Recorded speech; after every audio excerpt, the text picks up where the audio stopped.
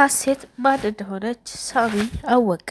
ሜሮን ተደብድባ ወደ ቤት በገዛ አጋቿ ተደብድባ መጣች። ሜሮን ዛሬ ላይ ወደ ታች ዝቅ ብላ ትታያለች። ሜሮን ከሰው በላይ ነኝ እያለኝ የምትታይ ጀግና ጀግና የሚያጫውታት ወንዱንም ሴቱንም የምትሳደብ ልጅ ነበረች። ሰይጣን የምትባለው አንዷ እሷ ነበረች። አሁን ላይ ግን ዋጋዋን እያገኘችና ዋጋዋን እየከፈለች ትገኛለች። በአቶ ግርማ ተደፈረች። በአቶ ግርማ አንድ ቀን ሊደፍራት ሲል አምልጠው ነበር። ሁለተኛ ቀን ግን ይዟታል ማለት ነው። አቶ ግርማ ሰላም ስላልተመቸችው ሰላምን ሊያገኛት ስላልቻለ አሁን ወደ ሜሮን ዞሯል። ሜሮንን ካላገኘሁሽና ካልሰጠሽኝ እያለ እያስቸገራት ይገኛል። ሜሮን ታዲያ እንዴት ነው የምትሆነው? ከዚህ በኋላ እንዴትስ ልትሆን ትችላለች? ሜሮን ዋጋ የሚያስከፍላትን ነገር ደህና አግኝታለች። አሁን ሳሚ ጥሏት ከሰላም ጋር ወደ ሰላም እናት ጋር ሂዷል። ጆሲና አቶ ግርማ በቤት ውስጥ አሉ። በቤት ውስጥ ሲታገኛቸው ጆሲ በጣም ደስተኛ ሆኗል። ጆሲ በጣም ደስተኛ የሆነበት ምክንያት ምንድን ነው ካላችሁ ሜሮን ተደብድባና ተበሰቋቅላ ወደ ቤት ስትመጣ ደግ ሆንሽ እያለ ደስታውን እየገለጠ ነበር።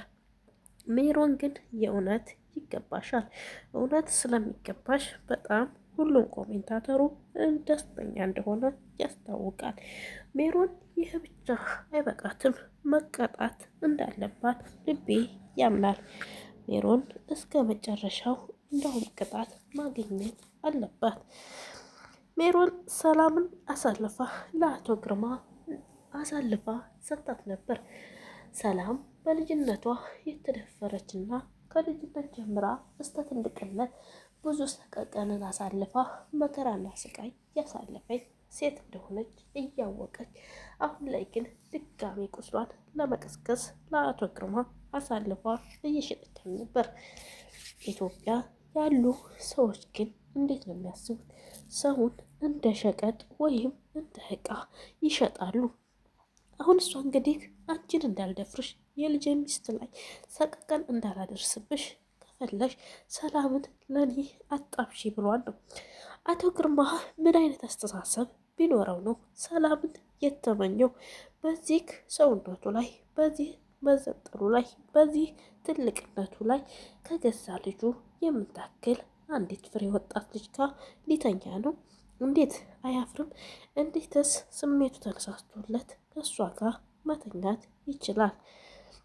ጋሽ ግርማ ከህፃን ልጅ አይሻልም? በጣም ዘግናኝና አስፈሪ ስራዎችን ሲሰራ የኖረ ነው። አቶ ግርማ ማለት እንግዲህ የሰላም የድሮ የእንጀራ አባቷ ነው። ሰላም ማለት ደግሞ ሀሴት ናት። ሰላም ማለት ሀሴት ለምን ሆነች ካላችሁ ሰላም የሆነችበት አቶ ግርማ እንዳያጣትና ሰርታ ለእናቷ ለማገዝ ስትል እዛ ቤት ተቀጥራ ታለች። ወዲህ ተሳሚ ቤት አቶ ግርማን እዛ ስታየው ስሟን ቀይራ ገብታ የእሱን ማጥናትና እሱ እንዳይጠፋት መከታተል ነው። በዛውም ስራዋን እየሰራች ሀሴት የገባችው አንደኛ ለስራዋና ሁለተኛ አቶ ግርማ መከታተል ነው። ምክንያቱም የልጅነት ህይወቷን የጨለመባት እሱ ስለሆነ ተከታትላ እሱን እንዳይጠፋትና የት እንደሚያርፍ የት እንደሚውል ለማወቅ ነው። መበቀል ሳምትችል ድረስ ስራዋን እየሰራች እናቷን አሳክማ ከጨረሰኝ በኋላ እሱን እንድትበቀል ነው የፈለገችው። ሰላም ወይም ሀሴት የምንላት ልጅ አሁን ያን ሁሉ ህይወት እንዳሳለፈች እና እንደሆነባት አሳየች። እናቷ የሆነ አደንዛዥና መርዝ የሆነ መድኃኒት ወደ ሀገር ውስጥ እንዲገባ ፈርሚ ትባላለች። አቶ ግርማ መስሪያ ቤቱና ድርጅቱ ውስጥ ኃላፊ ነው። ሚስቱ እዛው ውስጥ ስለምትሰራ እሷ ከፈረመችለት ሁሉ ፈርሞ፣ እሷ ግን አልፈርምም በእኔ ምክንያት በአንዲት ብር አገኛለሁ ብዬ ምክንያት ብዙ ንጹህ ሰውንና ንጹህ ህፃናትን ወይም ወጣትን ወይም አዛውንትን አልገልም ብላ እምቢ ብላ አልፈረምም ትለዋለች። ትፈርሚያለሽ እያለ ይታገላታል። እሷም አልፈርምም ትለዋለች። የዛናው ቀን ሰላም የ7 ዓመት ልጅ ናት። የ7 ዓመት ልጅ ሆና እንደዛ ሲጣሉ አጠገቧ ነበረች። እናትየቱም እንዳታዩዋቸው ሂጂ ሂጂ ሂጂ ሀሴትዬ ክላስሽ ሂጂ ትልና ታባርራታለች። ታውቃላችሁ እናትና አባታችን ሲጣሉ በፊት ለፊታችን እንዳይሰዳደቡ ሆነ ሌላ ንግግር እንዳይነጋገሩ ለእኛ ይጠነቀቁልናል። ወደ ሌላ ቦታ እንድንሄድ እንትን ይሉናል።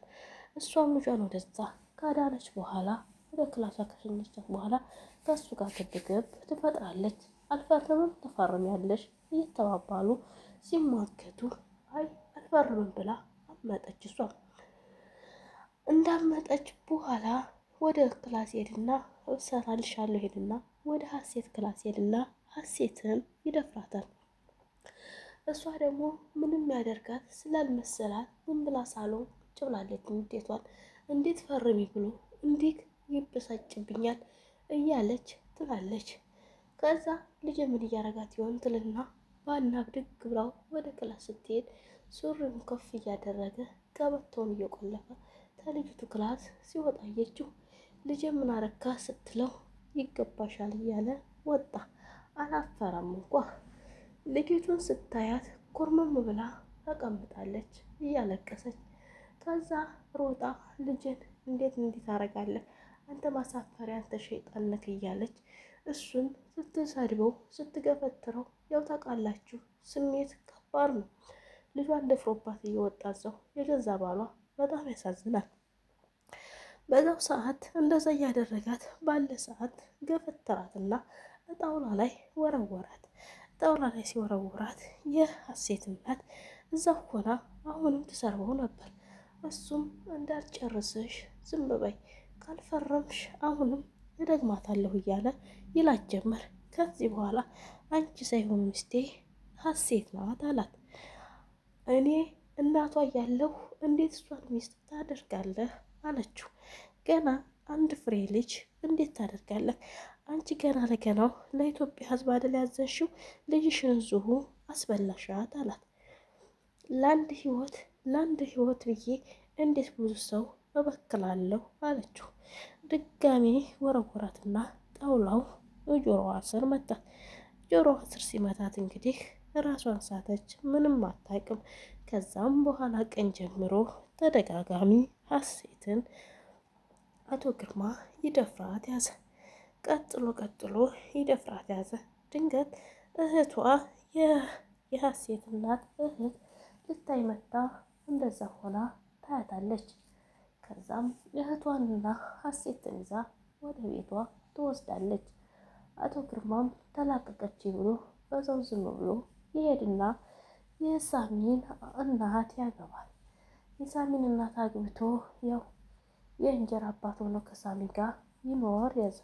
የሳሚ እናት የት እንደሄደች ባላቅም እዛ ቤት ውስጥ እንግዲህ ሰላም ሰራተኛ ሆና ከመጣች ጀምሮም ሰላምን አሁንም ሊጠቀማት ይችላል ይፈልጋል።